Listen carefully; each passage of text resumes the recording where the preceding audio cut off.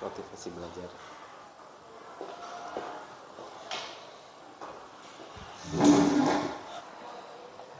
Baik, silakan Bapak. Sebelumnya nanti eh, baiklah Bu Putri, hari ini apakah Ibu ada waktu untuk saya berkonsultasi? Ya, silahkan. Saya sedang tidak ada rencana yang harus dilakukan hari ini. Silahkan Bapak. Kebetulan saya eh, menghadapi permasalahan dalam kegiatan belajar mengajar di kelas. Ya. Ini nanya dulu tak? Ya. Lalu apa rencana pertemuan ini? Oh iya, saya berencana akan berdiskusi dengan Ibu terkait dengan permasalahan yang saya hadapi di kelas, yaitu berkaitan dengan motivasi belajar siswa yang akhir-akhir ini menurun. Baik. Apakah Bapak sudah menentukan tujuannya?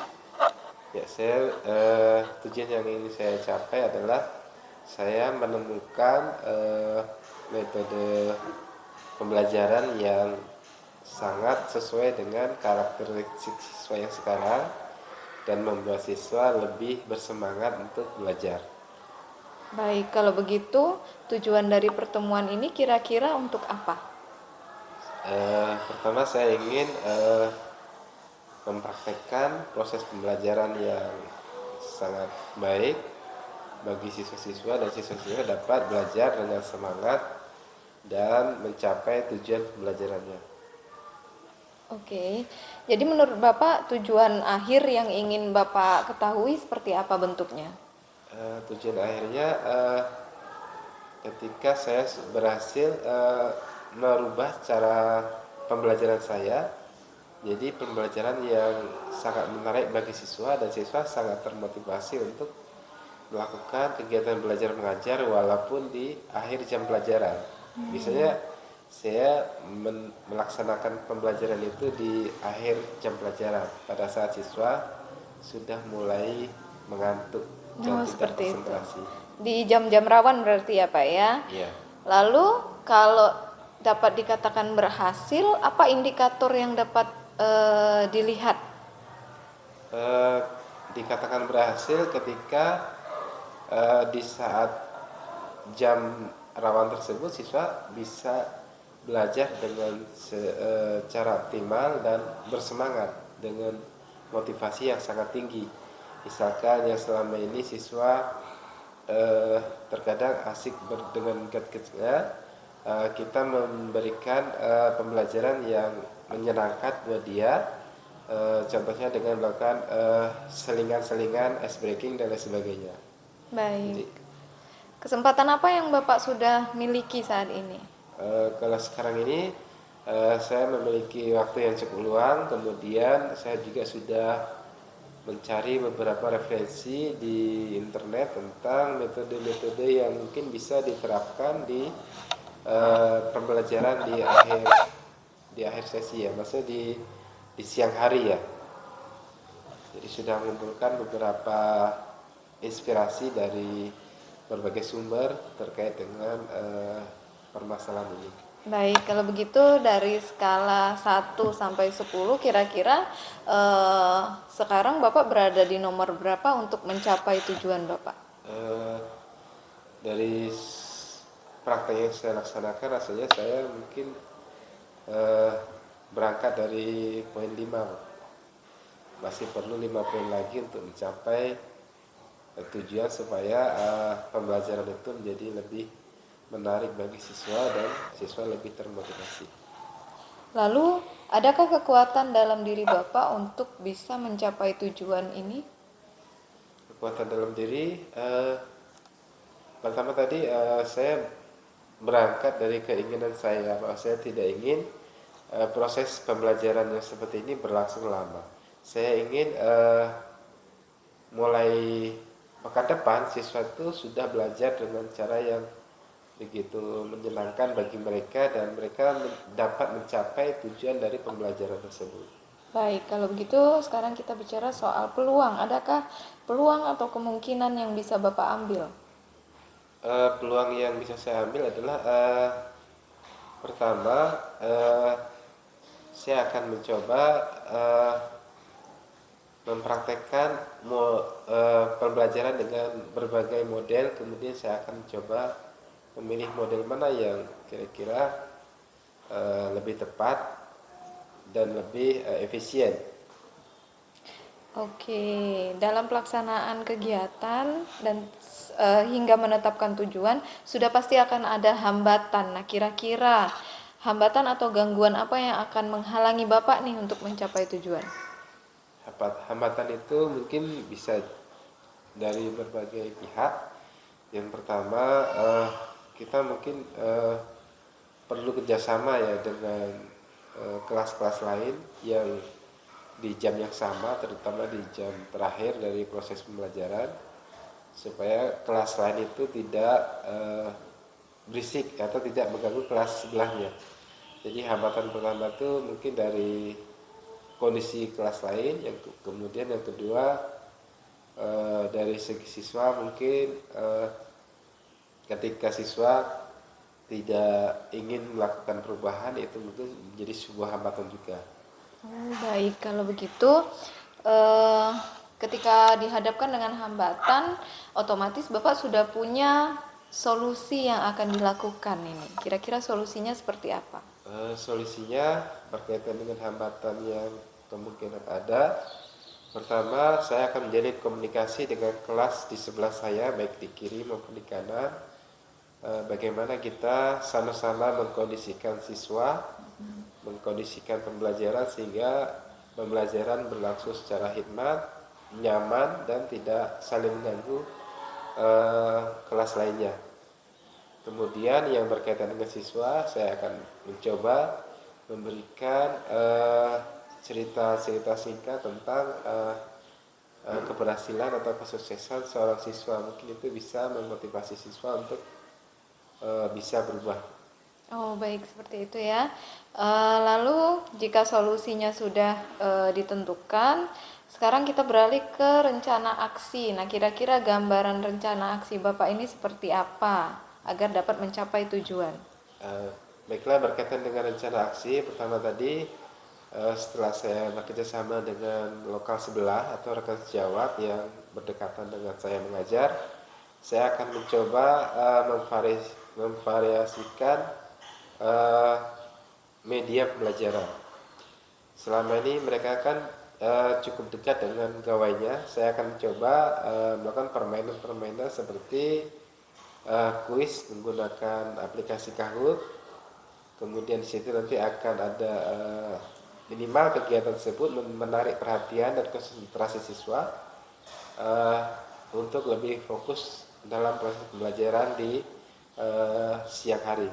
Kemudian saya juga akan mencoba mengoptimalkan penggunaan HP supaya penggunaan HP itu untuk pembelajaran, sehingga siswa tidak ada waktu untuk bermain atau bermain game pada saat pembelajaran. Baik, bagus sekali Pak. Dari beberapa step yang sudah Bapak rencanakan, kira-kira ada tidak prioritasnya? Yang menjadi prioritas menurut saya adalah optimalisasi penggunaan gawai untuk proses pembelajaran, supaya siswa sesuai dengan karakteristik siswa, di mana setelah masa pandemi ini mereka sangat akrab dengan HP-nya. Nah, kita gunakan HP itu untuk memancing motivasi siswa dan kreativitas siswa. Misalkan dalam pengumpulan tugas, mungkin saya akan mencoba menawarkan kepada siswa, silakan kumpulkan tugas sesuai dengan minat kalian masing-masing menggunakan perangkat HP-nya. Baik, kalau begitu saat rencana sudah mulai tergambar, lalu prioritas juga sudah ditetapkan, maka pasti punya strategi nih. Nah, kira-kira strategi Bapak apa saja? Strategi saya yang pertama, saya akan mencari berbagai referensi berkaitan dengan strategi pembelajaran di siang hari, di mana situasinya tidak kondusif. Kemudian mencari referensi beberapa video untuk menarik perhatian siswa atau ice breaking. Yep. kemudian mencari kegiatan-kegiatan yang bisa dilakukan oleh siswa kepada temannya supaya perhatian siswa juga berpusat pada kegiatan pembelajaran di kelas. Baik. Lalu bagaimana dengan jangka waktunya? Apakah Bapak sudah menentukan kira-kira berapa lama nih masa persiapan lalu masa take action-nya di dalam kelas?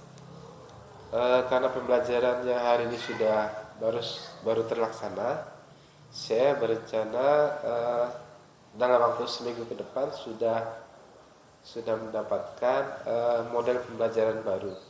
Jadi saya berencana akan mulai dari besok mulai action, mengumpulkan inspirasi, kemudian mempraktekannya di pertemuan selanjutnya. Jadi sekitar 1 minggu. Oke, sekitar 1 minggu. Lalu apakah ukuran keberhasilan dari rencana aksi yang akan Bapak lakukan? Indikatornya seperti apa? Indikator keberhasilannya adalah ketika saya berhasil mempraktekkan model-model baru dalam pembelajaran, kemudian siswa juga mendapatkan semangat baru dalam melakukan proses pembelajaran. Baik, jika seperti itu sudah cukup tergambar ya, berarti Bapak juga sudah mengeluarkan ide-ide baru dan akan segera menuangkannya. Nah, karena kita berada di lingkungan sekolah, kita dihadapkan dengan karakter murid yang pasti berbeda-beda. Nah, bagaimana nih cara Bapak mengantisipasi gangguan yang berasal baik dari murid ataupun dari warga sekolah lain? Untuk mengantisipasi gangguan, pertama yang dari murid ya, saya mungkin akan bekerja sama dengan pihak perangkat sekolah lainnya, yaitu pihak security, untuk ikut memantau kegiatan siswa di luar ruangan, kemudian akan bekerja sama dengan guru piket supaya dapat mengkondisikan kelas-kelas yang mungkin terjadi kekosongan. Kemudian dari sisi lain, misalkan dari sisi lingkungan, saya akan mencoba berdiskusi dengan kepala sekolah bagaimana caranya menyiapkan lingkungan belajar siswa itu menjadi sangat mendukung, misalkan dengan memberikan kipas angin dan lain sebagainya. Oke, seperti itu. Lalu kita bicara soal komitmen ini. Komitmen Bapak sudah sejauh mana untuk rencana aksi yang akan Bapak lakukan? Ya, saya sangat berkeinginan untuk mempraktekkan perubahan ini di minggu depan. Jadi saya bahkan sudah menyiapkan beberapa video-video sebagai inspirasi, kemudian artikel-artikel di dunia maya sampai sekarang sudah kami kumpulkan, dan saya memang berencana betul bahwa minggu depan kegiatan pembelajaran yang lebih berinovatif ini akan terlaksana. Lalu siapa dan apa saja yang dapat membantu Bapak dalam menjaga komitmen yang sudah Bapak tetapkan? Saya akan bekerja sama dengan pihak sekolah, terutama kepala sekolah, kemudian rekan sejawat, kemudian berdiskusi supaya komitmen ini tetap terjaga, dan mudah-mudahan mereka semua mendukung kegiatan ini. Oke, bagaimana dengan tindak lanjut dari sesi coaching ini? Apa yang sudah Bapak dapatkan selama pembicaraan kita tadi? Baiklah, saya tadi datang ke sini dengan menyampaikan permasalahan saya berkaitan dengan pembelajaran yang monoton, tidak kurang memotivasi siswa di saat jam terakhir atau di saat jam siswa mengantuk. Dan saya sudah tadi mengidentifikasi permasalahannya, dan kemudian tadi sudah menemukan beberapa solusi dan rencana aksi. Dan rencana saya akan mempraktekkan semua rencana-rencana yang tadi saya sampaikan dalam diskusi ini. Baik, saya kira dari apa yang Bapak sampaikan, Bapak sudah menemukan sendiri potensi diri yang ada dan kemudian Bapak juga sudah menemukan solusi dari tiap masalah yang Bapak kemukakan, dan saya harap pada praktiknya nanti itu akan berjalan dengan baik dan sistematis ya Pak ya. Iya. Baik, saya kira itu saja. Apakah masih ada lagi? Saya rasa sudah cukup Bu. Terima kasih atas waktunya yang telah diberikan. Baik Bapak, silakan Ibu.